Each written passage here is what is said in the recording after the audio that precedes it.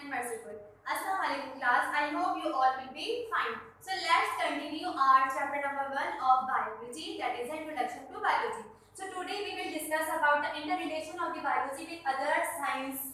That biology is a multi-dimensional subject and it relates with other fields of the science. So let's discuss about this. So first is the biophysics, in which we will discuss that how the biology interrelates with the branch of science, that is the physics. As the third law of the Newton. Third law of the Newton is very common. That for every action there is an equal and opposite reaction. So this law how will be applicable on the living organism? See by this example that if a person is moving, so as much as he will run fast, the maximum amount of the energy of from its body will release. So the movement of the body is depend upon its releasing of the energy, right? So as the person is moving, so the energy is releasing, right? So this study of the biological phenomena would be studied in the light of the physics. So by this example we can say that the physics also relate with the biology. Okay, in law of the motion we have taken the example movement of person. Physics also provide us radioisotope. Physics also provide us radioisotope, and radioisotope also provide us laser treatment. Laser treatment are used to cure the many diseases like the stones from the kidney is removed by the laser treatment. Laser treatment is also used in the treatment of cancer. Except this, there are many uses of the laser treatment, right? So these laser treatment are applied on the living organism, and they are provided by the radioisotope, which are from where we have getting the radioisotope by the physics. So physics is providing the radioisotope and it is used to cure the living organism. So it is also the relationship of biology with physics. Third example, we may say radioisotope also provide us sound waves, and sound waves give us ultrasound, which is used to diagnose many diseases. Except this, there are the many of the examples. Just few of them we have discussed that how the biology relate with physics, right?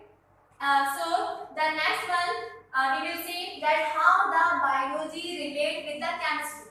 As the in this we will discuss about the compounds of living organism. There are the thousands of the reactions which occur in the living organism. As the respiration, in respiration we take oxygen. What is the oxygen? It is a chemical compound, right? After this, when the oxygen is taken, the oxygen is being taken by the living organism. So it is the relationship of the chemical with the living organism. When the oxygen is taken by the living organism, many reactions occur in the presence of the oxygen. Many oxidation processes occur, many metabolic activities occur due to the presence of oxygen. As HCl is present in stomach, HCl is chemical substance, and it is present in the stomach. It is a living organ. It is found in living organism. So HCl emulsify your food. So it is a relationship of the chemistry with living organism. Except this, the formation of DNA, the genetic material are also due to the presence of the chemicals, right? Except this, the most common important example I would like to give you, that is the process of photosynthesis. As the carbon dioxide plant, photosynthesis is a process in which the plant use the carbon dioxide and water in the presence of sunlight and chlorophyll. As a result, it prepares C6H12O6, that is the glucose, and oxygen is also released, right? So we are saying that it is the glucose, and it means that it is the food of plant. So plant is preparing its food by using the chemical substances, that is the carbon dioxide, water. right? If the plant do not use the chemical substances, so how it will prepare its food, how it will release oxygen, how we will respire, right? So we are seeing by this example that the how chemistry is interrelated with biology. Next is the biomathematics, that how the math relate with biology. As in the biomathematics, we study about the biological process by using the mathematical techniques and mathematics tools. It means that if I am measuring the height of a person, that is, for example, 5.4 foot. So I am using which one term? I am using the mathematical term to express it. Right? So it is the relationship of the biology of the living organism. Except there is a measurement of different organs like liver, portal vein, gallbladder, spleen, pancreas, kidneys. So these all measurements are done by using some mathematic techniques. By using the mathematic techniques, we can measure these organs. Except this, if some findings occurs in our body, like the formation of the stonic occur in kidney, like the formation of cyst, right? So the measurement of these findings could also be measured by using some techniques, by using some mathematical tools. So it is the relationship of the biology with maths. Next is the relationship of biology with geography. As the geography also provides the climate. So by determining the climate, we can determine that what type of organism can be found there, what type of animal can be found there. For suppose in a region, if it is the hot climate, so now tell me that polar bear can be found there or not?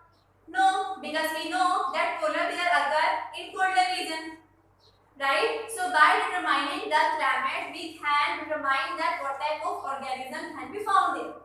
Right? So in geography, we discuss about the distribution and appearance of the living organism with their different geographical conditions. As the penguins are restricted on the specific area due to their geographical region, as the penguins are found in the colder region, right? They cannot survive here. So they are restricted on the particular region. So here we are discussing about the organisms, so that's why this relate with the geography of biology. So it is the interrelationship of the biology with geography.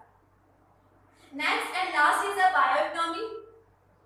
Take the example that if a farmer grow its plant, after that it sell out, then he calculate his profit.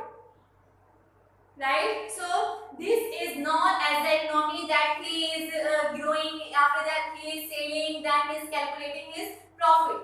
But this economy is about what? About the plant, about the meat. In meat we can take the poultry, about the chicken, about the fishes, about the meat of any organ.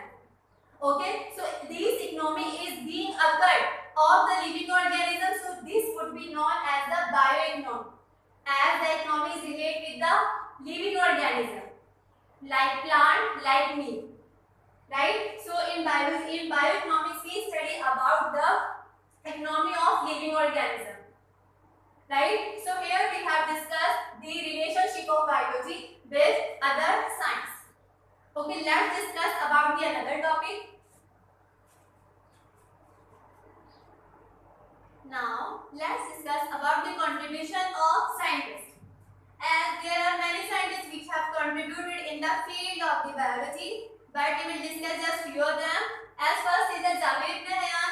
He has contributed a lot in the field of the chemistry, but in the field of the biology, he has also contributed. In the field of the biology, he has wrote many books in which two are famous, that is Al-Nabatat, as its name is indicating, Nabata, and it is used for plant. This book was about plant, and second book name was Al-Haywan. It was on animals. Next scientist is Abdul Malik Asman. He was a great zoologist on his time. He has written some books, as first is the Al-Haywan. This book was on horse. Al-Ibn, it about camel. Al-Shab, it was about ship. He has also wrote books Al-Wahush on wild animals and Khalaqul Insan. It was about different parts of human. After this, next scientist, it was the Abu Ali Sina. He is known as the father of medicine as he have contributed in different fields like in medicine, medicinal chemistry. He has contributed a lot in the field of the medicine. That's why he is known as the father of medicine. He has contributed to diagnose the many diseases like the tuberculosis, inflammation, fever, typhoid. So these all diseases was diagnosed by the Abu Ali Sina. He has written many books, among them Al-Qanun and Fil Tib Al-Shafa was the famous. Except this, he has also contributed to study about the encyclopedia about the psychology, that how the mental activities affect on your physical activities. Right? So here we have completed our today's topic. I hope it would be well clear to you. If you have any query, then you can ask your question on our WhatsApp number and check your homework from our web portal. And remember one thing, there is a question Quranic verses, so you have to read it by yourself. Till next class, take care and Allah Hafiz.